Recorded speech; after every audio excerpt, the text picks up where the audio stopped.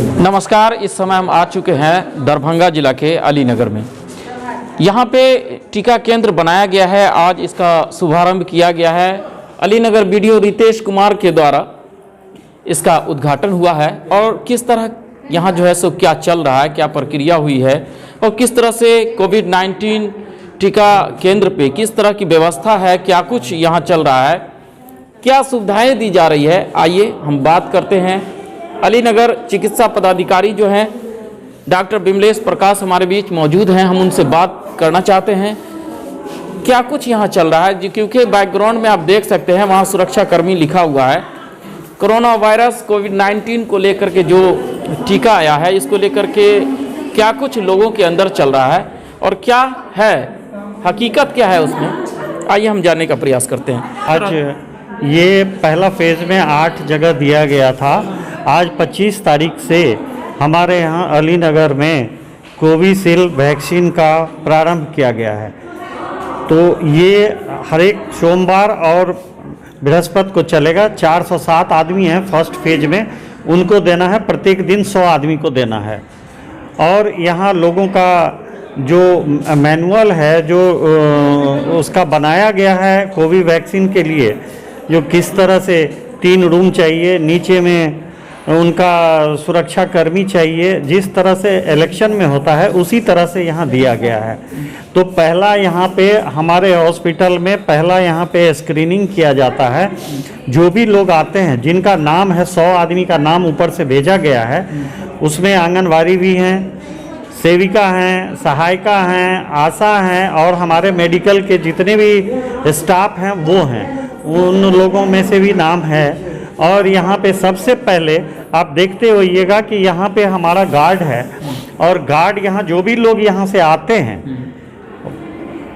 दूरी बनाए हुए, सोशल डिस्टेंस बनाए हुए चिन्ह लगा हुआ है। और यहाँ पे उनका आई कार्ड लेके, जो आधार कार्ड है वो लेके, और उसको पहचानते हैं कि इसमें नाम है इनका या नहीं है। पहले सैनिटाइज किया जाता है उनको, फिर इंफ्रारेड से उनका टेम्परेचर देखा जाता है, फिर ऊपर की ओर जो टीका केंद्र है वहाँ जाने के बाद वहाँ भी हमारा इसी तरह है गार्ड।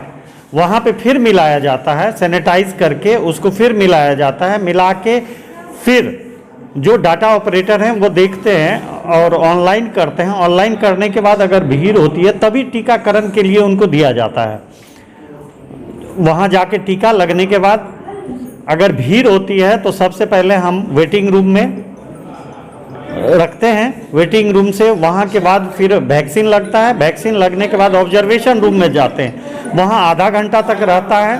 क्योंकि वैक्सीन में है कि जब तक 10 आदमी नहीं हो जाए तब तक वो भाइल को आप नहीं खोल सकते हैं। एक भाइल में 10 आदमी का डोज है, इसलिए 10 आदमी जब हो जाता है तो हम लोग एक एक करके वहाँ पे रखते हैं। चेयर लगा हुआ है 10, और आधा घंटे के बाद हम छोड़ते हैं, जो वो घर जा सकते हैं अगर वो सब कुछ ठीक ठाक रहता है तो। वहाँ हमारे स्टाफ हैं, वहाँ हमारे डॉक्टर हैं, सारे लोग, उन लोगों के ऑब्जर्वेशन में ये सारा इंतज़ाम है यहाँ। इसीलिए ये बहुत अच्छा मौका है, सभी लोगों को लेना चाहिए। सबसे पहला वैक्सीन हम लोग लिए हैं, उसमें कोई डरने की बात नहीं है और सभी लोगों को लेना चाहिए। एक चीज़ जानना चाहेंगे, किन लोगों को ये नहीं लेना चाहिए? इसमें है कि अगर ब्लीडिंग हो रहा है उसमें नहीं लेना चाहिए। गंभीर बीमारी या एलर्जी है उनको नहीं लेना चाहिए। यही है, लेना क्या, जब वो ठीक हो जाए तो ले लेना चाहिए। जैसे ब्लीडिंग हो रहा है और वो अगर दिक्कत में है तो उसको अभी नहीं, फिर अगले फेज में उनको लेना है ठीक होके। लेना तो सभी लोगों तक कब पहुँचेगा ये फर्स्ट फेज हो जाएगा। सेकेंड फेज 28 दिन के बाद होगा। इसके बाद ब्लॉक ऑफिशियल्स जितने हैं इन लोगों का होगा। इसके बाद पूरे क्षेत्र में हर एक बूथ पे दिया जाएगा। जिस तरह इलेक्शन में हुआ था उसी तरह बूथ वाइज सभी को दिया जाएगा। चलिए, बहुत बहुत धन्यवाद। तो जिस प्रकार से आपने अभी सुना, किसी तरह का कोई दिक्कत नहीं है, सब लोगों को लेना ही चाहिए। और हो सकता है इसमें है कि कुछ बीमारियां ऐसी है जिसके इलाज के बाद, उसे ठीक हो जाने के बाद पुनः आप टीका करा सकते हैं। इसलिए यहाँ पे डरने और घबराने की कोई ज़रूरत नहीं है। तो ये थे हमारे बीच अलीनगर चिकित्सा पदाधिकारी डॉक्टर विमलेश प्रकाश।